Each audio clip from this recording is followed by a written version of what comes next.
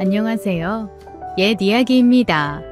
옛 이야기 채널은 사연 읽어주는 남녀 채널에서 지금은 삭제되어 들을 수 없는 21년도에 소개해드린 사연 중 베스트 사연만 뽑아서 들려드리는 채널입니다. 구독과 좋아요 부탁드리며 그럼 오늘의 사연 바로 소개해드리겠습니다. 안녕하세요. 저는 30대 초반 여성입니다. 회사에 다니고 있고 아직 결혼은 안 했어요. 아니, 못했어요. 마음도 잘 맞고 식성도 비슷한 사람을 만나고 싶은데 아직 못 만나서요. 저는 떡볶이를 참 좋아하는 편입니다. 소개팅이나 선자리 나가서도 떡볶이 좋아하냐고 꼭 묻는데 저 같은 사람이 잘 없어요. 20대 한창 때는 하루 3끼를 떡볶이만 먹었을 정도니까요. 사실 제가 떡볶이를 좋아하게 된 이유는 우리 할머니 덕분입니다. 80이 넘으신 할머니는 평생을 떡볶이를 만들어 오셨어요. 정말 양념 맛이 기가 막혔죠. 이제는 손때 묻은 그 가게를 남에게 넘기고 저희 엄마와 함께 살고 계신데요. 저와 달리 엄마는 떡볶이는 입에도 안 대세요. 지겹다고요. 대신 칼국수를 좋아하세요. 할아버지 닮아서 그렇다고 하면서요. 그러면 할머니는 빙그레 웃으시는데요. 우리 할머니가 한평생 떡볶이 장사를 하게 된 사연을 여기서 풀어볼까 합니다. 지금부터는 할머니 이야기를 그대로 옮겨볼게요.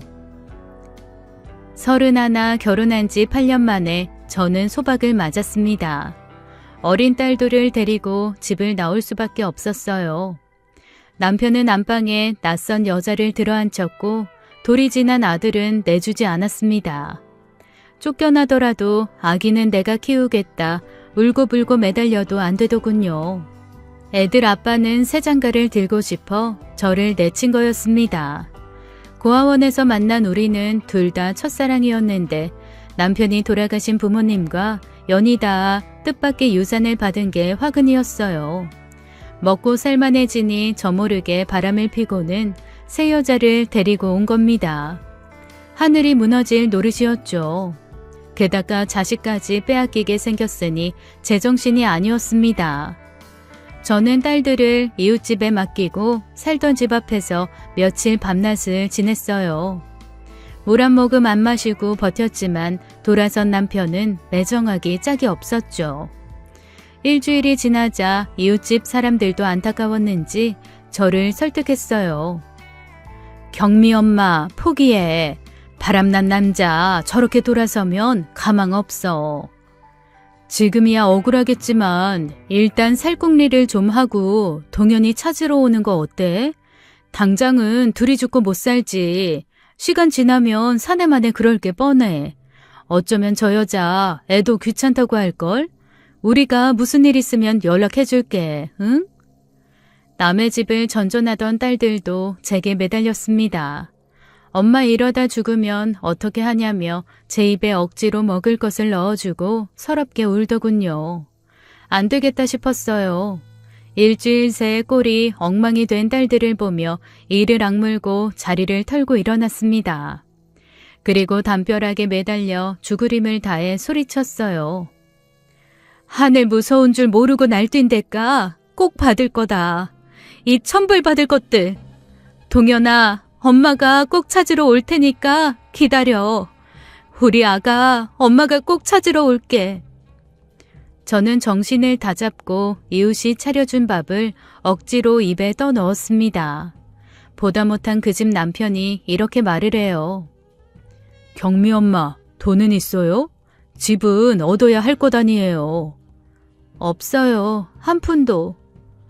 나 경미 아버지 그렇게 안 받는데 영 못 쓰겠네.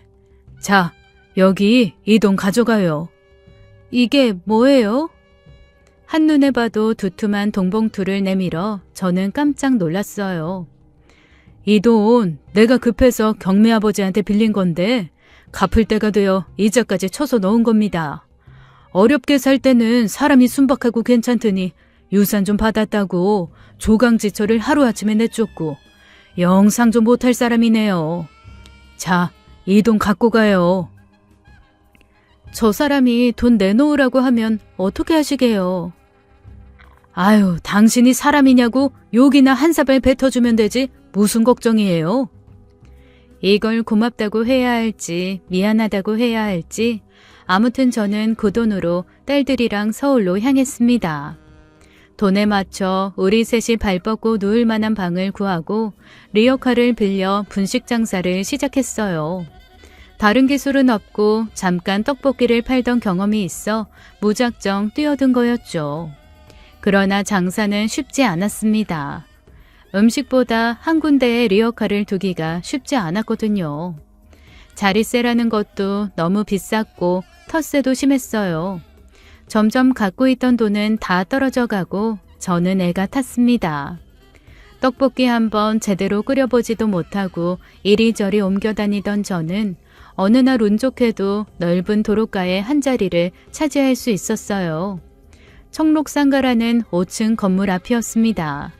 저는 지금까지의 경험이 있어 리어카를 펴기 전에 주변 가게에 커피와 떡을 돌렸어요.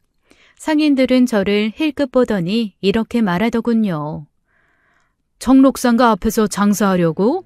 저기서는 아무도 못해. 괜히 힘 빼지 말고 다른 데 가보슈. 아니, 왜요?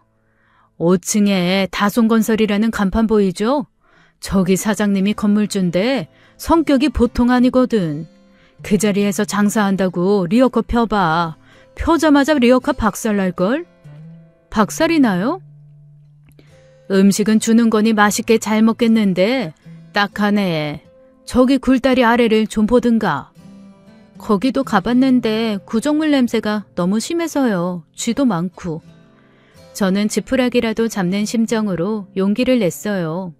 원래 좀 소심한 성격도 고향을 떠나며 다 버리고 온 터였습니다. 마음 단단히 먹고 건물 5층으로 올라갔어요. 사장님이 계시면 무릎을 꿇고서라도 장사 허락을 받고 싶어서요. 그러나 찾아온 것은 문전박대, 특히 덩치가 크고 인상이 험악한 부장이라는 사람이 호통을 치는데 혼이 나갈 정도였어요. 아니, 우리가 무슨 봉사단체인 줄 알아요? 사업상 찾아오시는 분들도 많은데 첫인상이 좋아야지. 건물 입구에서 떡볶이 튀김 냄새 풍긴다고? 절대 안 됩니다. 당장 나가요. 나가라고요. 깨끗하게 할게요. 쓰레기 하나도 보이지 않게요. 네? 아침 저녁으로 상가 주변도 제가 싹 다 청소해 놓겠습니다. 한 번만 기회를 주세요. 아니, 이 아줌마가 더 심한 말 나오기 전에 썩 나가요. 눈앞에서 문이 쾅 닫히는 바람에 코가 부딪혀 얼얼했어요. 눈물이 핑 돌았습니다. 그러나 포기하고 싶지 않았어요. 며칠을 상가 주변을 깨끗이 청소하고 사장님을 우연히 만나기만을 바랬습니다.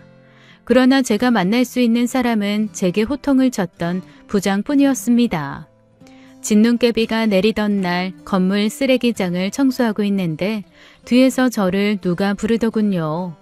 또 그 부장이라는 사람이었어요. 아줌마, 그만 포기하고 가요. 여기 사장님 성격 더러운 분이라 아무리 해도 안 됩니다. 그냥 가쇼. 한 번만 봐주세요, 선생님. 네? 아줌마 찾아온 첫날 사장님이 들으면 당장에 덩치 좋은 놈들 불러서 해결하라고 하실 것 같아서 내가 일부러 큰 소리로 막말을 좀 했어요. 이해하쇼? 내일부터 건물 주변 청소도 하지 마요. 사장님이 아줌마 눈에 띄게 하지 말랍니다. 인정 많은 분 아니시니 몸 조심하쇼. 고향을 떠난 이후 절대로 울지 않겠다 다짐했는데 눈물이 줄줄 흐르더군요. 더는 장사할 자리 찾을 힘도 없었어요. 방 한 칸짜리 낯선 집에 어린 딸들이 하루 종일 저만 기다리고 있었습니다. 길 잃어버리면 안 된다고 문도 밖에서 잠그고요. 불이라도 나면 어떻게 하나 늘 걱정이 되었지만 도리가 없었습니다. 빨리 자리를 잡고 돈을 벌어야 했어요. 엄마 얼굴도 까먹었을 막내 동현이도 눈에 아른거렸습니다. 창피한 줄도 모르고 엉엉 우니 부장님이 측은하게 보시더군요. 나이가 몇 살이요? 31요. 다른 기술 없어요? 미용이라든지 주산, 북이라든지. 저는 고개를 저었어요. 아, 이거 참 빚을 내서라도 가게를 내는 게 나을 텐데. 가만히 있어보자. 집에 전화는 있어요? 없어요. 주인집 할머니 댁에 전화가 있긴 있는데. 그거라도 줘보쇼. 고맙습니다, 부장님. 고맙습니다. 다른 방법 있나 나도 찾아는 볼 텐데 너무 기대는 마시고 빨리 가요. 사장님 보시기 전에. 저는 주인 할머니 댁에 전화번호를 적어주고 나왔어요. 유달리 춥고 매섭기만 한 겨울이었습니다. 얘들아, 엄마 왔다. 자물쇠를 열고 들어가니 뜻밖의 고소한 냄새가 풍겼어요. 애들이 저를 준다고 찬밥에 파 계란을 넣고 밥을 볶아놓았더군요. 위험하니 곤로 쓰지 말라고 그렇게 당부를 했는데 불을 쓴 걸 보니 화가 치밀었어요. 엄마 왔다고 좋아하는 애들을 저는 매섭게 혼냈습니다. 엄마 없을 때 곤로 쓰지 말랬지.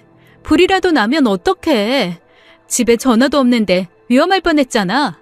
왜 이렇게 말을 안 들어? 응? 누구 닮아 이러니? 화를 터뜨리자 막내가 울음을 터뜨렸어요. 겁먹은 큰애도 소리 없이 눈물을 흘렸습니다.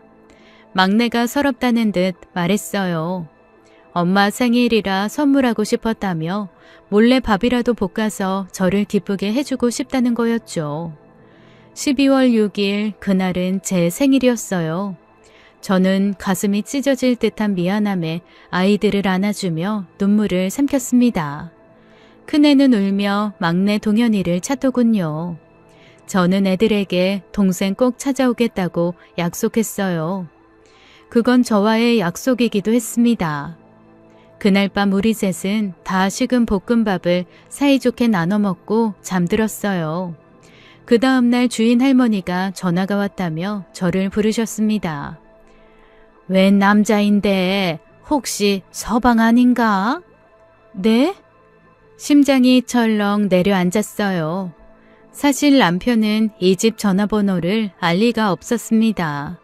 그래도 혹시나 하는 마음에 얼른 전화를 받았는데 낯익은 목소리였어요. 여보세요? 다송건설 손민철 부장입니다. 아, 네, 부장님. 우리 회사 앞은 도저히 안 되고 좋은 자리가 하나 있는데 보러 갈 생각 있어? 가게 자리요? 내가 7시쯤에 퇴근하니까 우리 회사 건너편 버스 정류장에서 봅시다. 일단 나오쇼.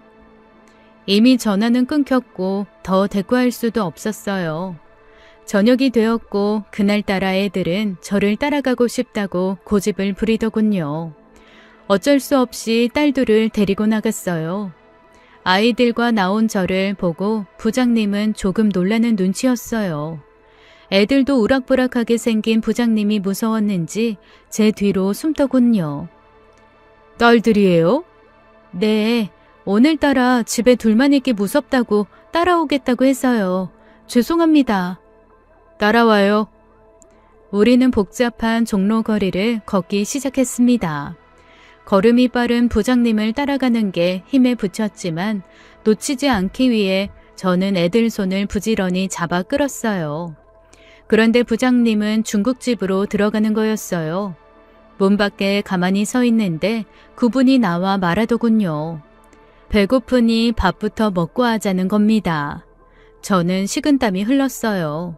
수중에 돈은 없는데 신세지는 입장이니 식사를 사야 할 것 같았거든요.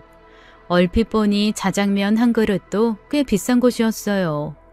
주문도 안 하고 가만히 앉아있는 저를 보더니 그분이 이렇게 말씀하셨죠. 내가 오늘 돈을 주었어요. 네? 건물 뒤에서 돈을 주었다고요. 2만 원. 전처럼 아줌마가 청소를 한다 야단을 떨었으면 그쪽 돈이었을 텐데. 안 그래요? 이걸로 짜장면이나 사 먹읍시다. 주운 돈은 먹을 걸로 없애는 게 제일 좋아요. 얼떨결에 아이들과 저는 저녁을 해결하게 됐어요. 애들은 정신없이 짜장면을 먹고 저는 우동을 먹는데 눈물이 핑 돌았습니다. 밖에서 이렇게 따뜻한 음식을 사 먹는 게 얼마만인지 주책 없이 목이 메더군요. 그런데 둘째가 눈치 없이 이런 말을 하는 거였어요. 우리 아빠는 이런데 한 번도 안 데려왔는데. 언니, 동현이는 아빠랑 짜장면 먹으러 가봤을까? 그 새아줌마랑 같이? 야, 새아줌마 얘기를 왜 꺼내? 그리고 동현이는 아기인데 어떻게 짜장면을 먹어? 조용히 해. 부장님은 못 들은 척 해주셨어요. 그렇게 저녁을 다 먹고 나오니 어느새 캄캄한 밤이었습니다. 종로에서도 한참을 걸어 나와 어디가 어딘지 모르겠더군요. 가파른 계단을 오르자 경사진 언덕 중간에 작은 문이 보였어요. 백반, 된장찌개, 김치찌개 그런 글자들이 문과 창문에 붙어 있었어요. 테이블 3개가 놓인 작은 식당이었습니다. 주변에 큰 건물도 별로 없어 보였는데 이런 데서 장사가 되나 싶었어요. 걱정을 하고 있는데 주인 아저씨가 나오셔서 이렇게 말씀하시는 겁니다. 우리 마누라가 몸이 아파 더는 장사하기가 어려워요. 백반이라고 붙였지만 라면, 칼국수를 더 많이 팔았고요. 요 앞 학교 학생들이랑 선생님들이 자주 와서 장사는 꽤 잘 돼요. 저는 깜짝 놀랐습니다. 학교라고요? 못 봤어요? 바로 앞이 학교 뒷문이잖아요. 이쪽이 길이 외져 보여도 학생들이 아침 저녁으로 많이 다니는 길이에요. 어떤 날엔 줄 서서 기다려요. 여기서 칼국수 먹고 가겠다고. 저는 당장 문을 열고 나와 어두운 주변을 살폈어요. 겨울밤 주변을 유심히 보니 분명 학교가 보였습니다. 저는 기뻐서 심장이 터질 것만 같았어요. 주변에 분식집이 없냐고 물었더니 언덕 아래에 하나가 있었는데 그 집도 문을 닫고 옷가게가 생긴다는 거였죠.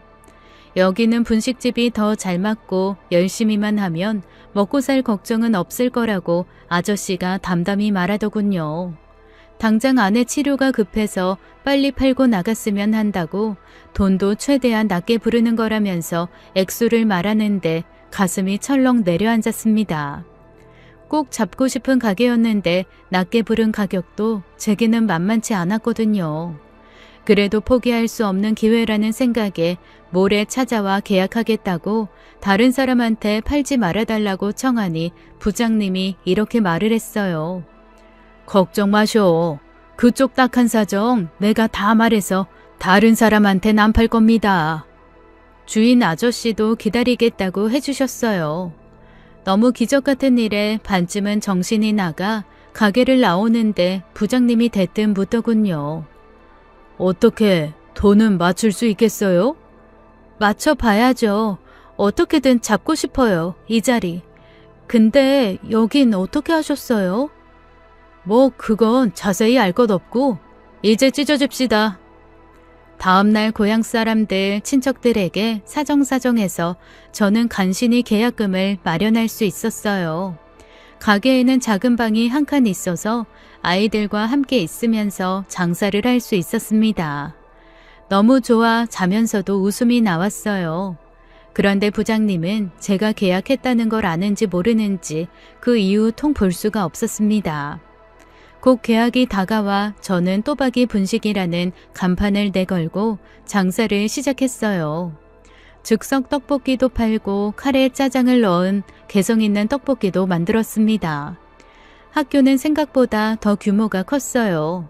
상업계, 인문계, 고등학교, 중학교까지 담장 안에 다 모여 있었고 학생들 수도 엄청 많았죠. 장사가 정신없이 잘 돼서 나중에는 방까지 내줘야 할 정도였어요.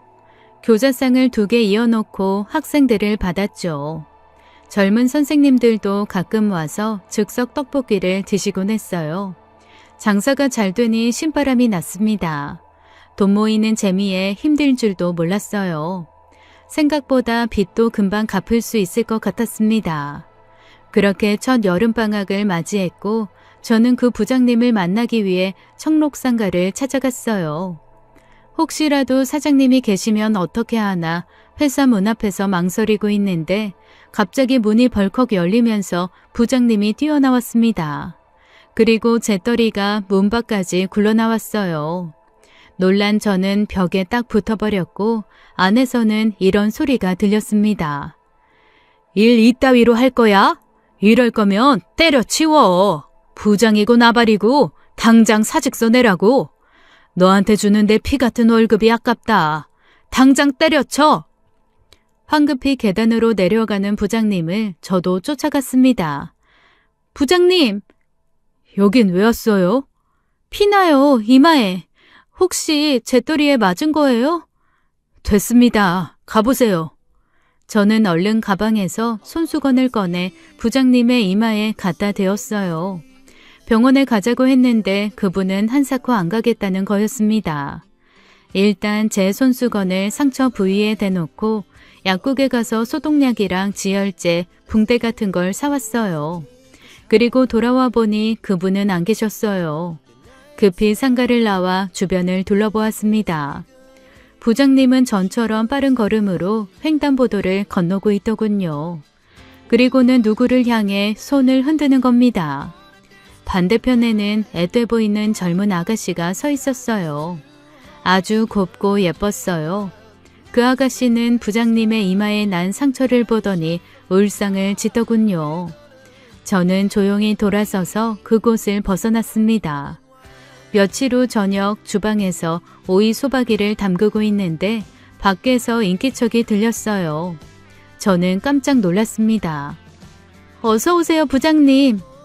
며칠 전 종로 거리에서 보았던 예쁜 아가씨와 함께였어요. 칼국수 됩니까? 네, 되죠. 금방 해드릴게요. 아빠는 또 칼국수야? 난 냉면 먹을래. 네 엄마가 여기 칼국수를 좋아했어. 근데 여기 주인 바뀌셨잖아. 맛이 다른데 뭘. 상관없다. 추억으로 먹는 거니까. 저는 맛있게 해드리겠다고 하고 얼른 칼국수와 냉면을 만들어 두 분에게 드렸어요. 이마에 커다란 밴드를 붙인 채로 그분은 칼국수를 정신없이 드시더군요. 여름이라 선풍기를 틀어놓고 학교 쪽으로 난 문을 열어놓았는데 부장님은 음식을 다 드시고는 그쪽을 하염없이 바라보셨어요. 그리고 그분의 딸을 통해 들은 얘기는 조금 뜻밖이었습니다. 돌아가신 우리 엄마가 이 학교 나오셨어요. 여고요. 넌 쓸데없는 말을 한다. 두 분이 고등학교 때부터 사귀셨대요. 아빠는 이 근처 남고 다녔고요. 부장님이 10년 전 사별한 아내가 이곳 여고 출신이라는 얘기였어요. 딸 하나 낳고 오순도순 살고 있었는데 갑자기 찾아온 병에 세상을 떠났다는 거였습니다. 저는 그 이야기를 들으며 이런 생각이 들었어요. 사별하고도 저렇게 그리워하는 아내면 생전에 얼마나 사이가 좋았을까.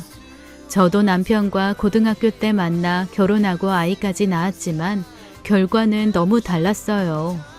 물론 나는 살아있고 그분은 하늘에 계시지만 여자로서 부럽다는 생각까지 들었습니다. 여기 음식값 받아요. 그리고 이거. 그분은 돈과 함께 하얗게 빤 손수건을 주셨어요. 딸이 이렇게 말하더군요. 아빠가 보교와는 달리 살림을 잘한다고요. 특히 빨래 선수라고요. 저도 모르게 웃음이 나왔습니다. 키도 크고 덩치도 좋은 분이 조물조물 손수건 빠는 모습이 상상이 안 돼서요. 부장님이 먼저 나가고 딸이 제게 당부하더군요. 아버지가 가끔 오면 칼국수 맛있게 끓여달라고. 어머니 돌아가시고 아버지 낙이 이거 하나였다고요. 저는 웃으며 알겠다고 대답했습니다. 시간은 지나 고향을 떠난 지 1년 반 만에 저는 아들 동현이를 데려오게 되었어요. 아들은 제가 엄마라는 것도 있고 처음엔 엉엉 울었지만 누나들과 제 보살핌이 편안했는지 방긋방긋 웃으며 잘 지냈습니다. 애들 아빠와 내연녀는 헤어진 뒤였어요. 그 전에 저와 그 사람은 이혼도장을 찍었기 때문에 법적으로는 남남이었습니다. 다시는 보지 말고 살자고 했지만 애들 아빠는 동현이가 우리 집에 온 뒤 불쑥불쑥 찾아오기 시작했어요. 참 거북한 일이었습니다. 장사하며 잘 살다가도 한 번씩 애들 아빠가 오면 속이 말이 아니었어요. 방학에 장마철이 겹친 어느 날이었어요. 1년 중 손님이 가장 없는 시기였죠. 주룩주룩 내리는 비를 뚫고 부장님이 칼국수를 드시러 오셨습니다. 그러나 저는 주방 밖으로 나갈 수가 없었어요. 어젯밤 인사불성이 되어 찾아온 애들 아빠 때문에 눈두덩이에 시퍼렇게 멍이 들어있었거든요. 차마 부장님 앞에 고개를 들고 나갈 수가 없어 저는 바쁘다고 핑계를 대고 푹푹 찌는 부엌에 앉아 있었습니다. 부장님과 멀찌감치 떨어져 앉아 이런저런 이야기도 나누고 그랬는데 그날은 그럴 수가 없었어요. 옆방에서는 애들 아빠가 자고 있었습니다. 사는 게 참 한심해 담벼락에 떨어지는 비만 하염없이 바라보고 있는데 방에서 애들이 울면서 저를 찾아 나왔어요. 동시에 애들 아빠가 술 가져오라고 라면 끓여오라고 소리를 지르더군요. 저는 부장님 보기 창피해 애들만 끌어안고 가만히 앉아 있었습니다. 제가 대답이 없자 남편은 문을 발로 뻥 차며 방 밖으로 나왔어요. 그 바람에 문이 절반은 부서지고 말았죠. 손님이 있든 말든 전 남편은 행패를 부리기 시작했어요. 내 말이 말 같지 않냐며 주방에 그릇이며 주전자를 내던지고 제게 주먹을 들이대려는데 갑자기 커다란 사람 그림자가 아른거렸어요. 부장님이 칼국수를 먹다 말고 일어나신 겁니다. 보자 하니까 안 되겠구만. 당신 뭐야?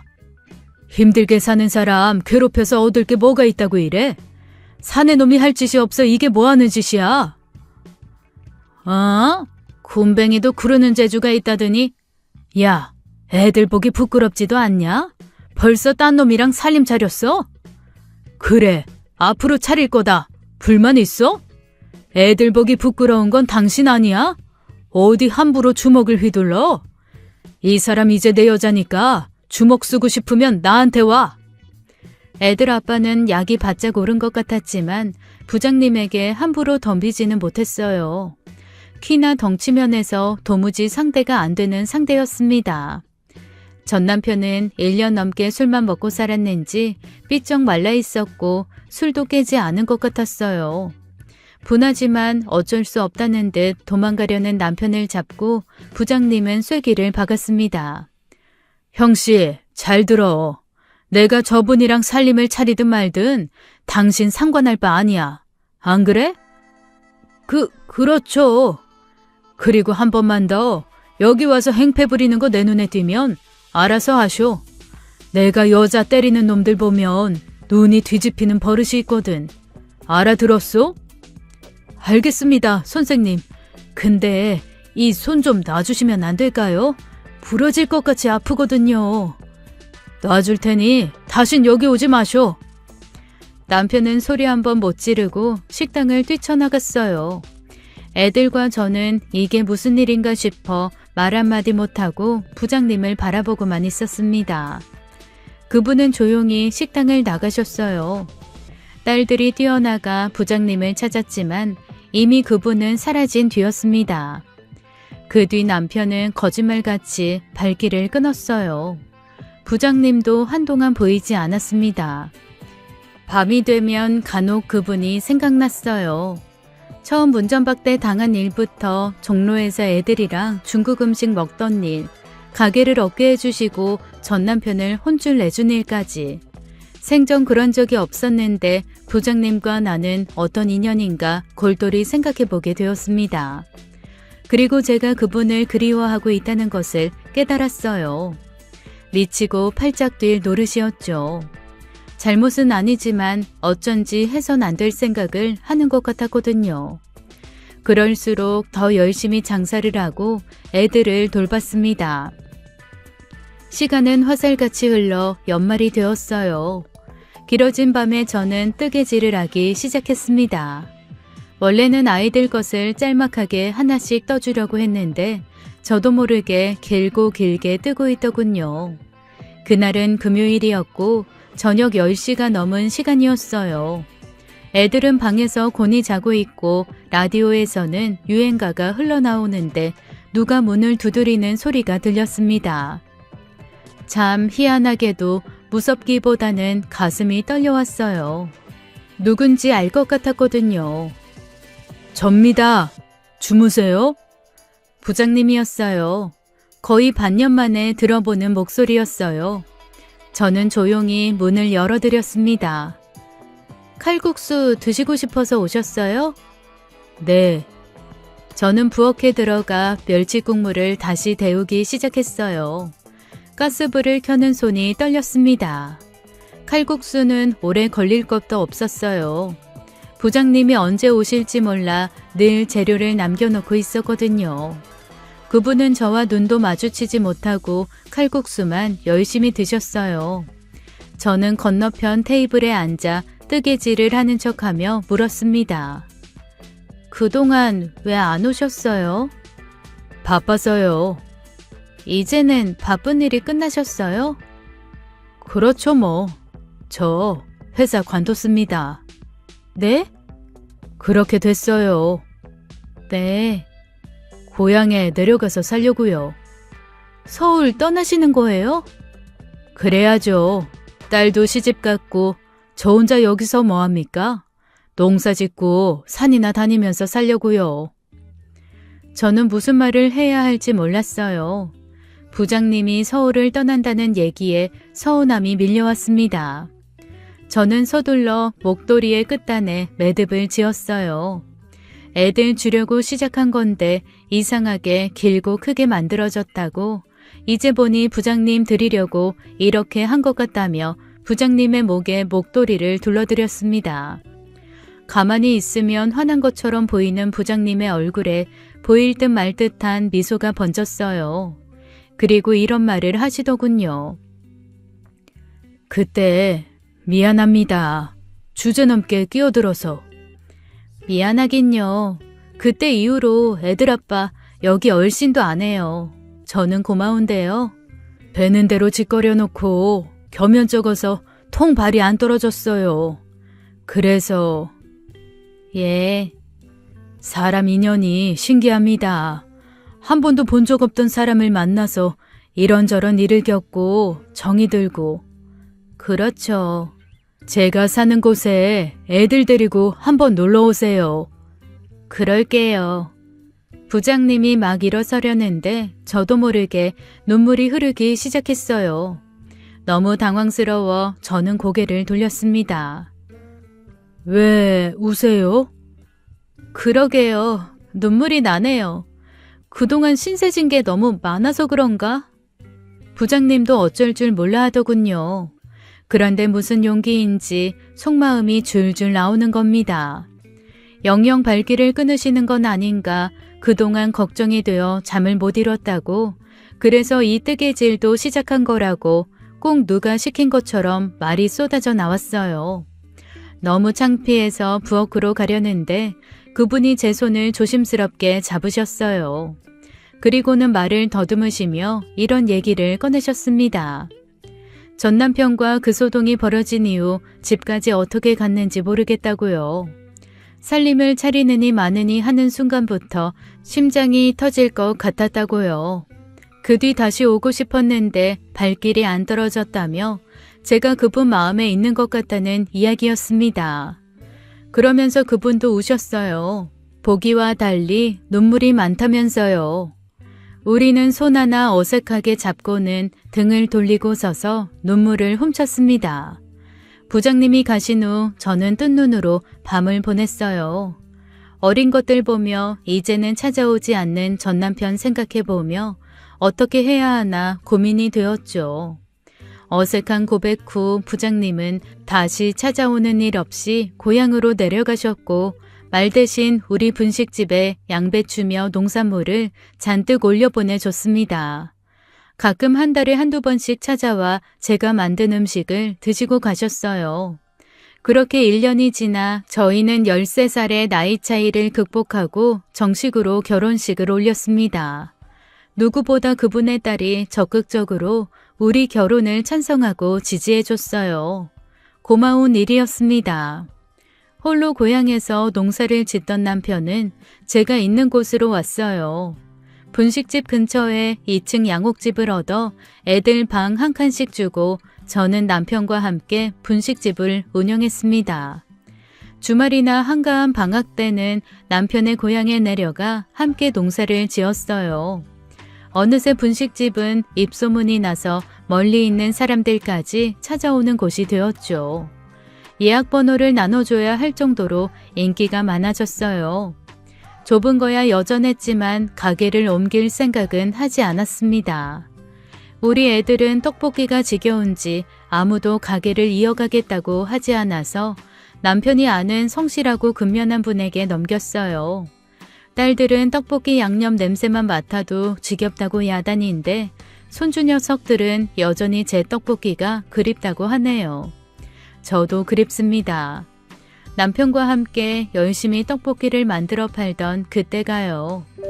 여기까지가 우리 할머니 이야기입니다. 칼국수를 좋아하는 우리 엄마는 그러니까 할아버지가 새아버지인 셈이에요. 그런데도 식성이며 성격, 얼굴이 할아버지를 쏙 빼닮았다고 지금까지 이야기하곤 합니다. 할아버지는 오래전 세상을 떠나셨는데 그렇게 마음 넓고 좋은 아버지는 세상에 없다고 엄마는 아직도 이야기하세요. 남편도 할아버지 닮은 사람을 골랐다면 말 다 한 거죠. 할머니는 옆에서 고개를 끄덕거리시면서 가끔 눈물을 훔치시고요. 우리 할머니의 이야기는 여기까지입니다. 이야기를 하고 보니 이상형을 다시 생각해봐야겠다는 생각이 드네요. 떡볶이를 좋아하는 남자가 아닌 칼국수를 좋아하는 남자로요. 긴 사연 들어주셔서 감사합니다. 늘 행복하세요. 건강하시고요. 지금까지 옛 이야기였습니다. 끝까지 함께 해주신 여러분 감사드리며 저희는 다음 사연으로 돌아올게요. 감사합니다.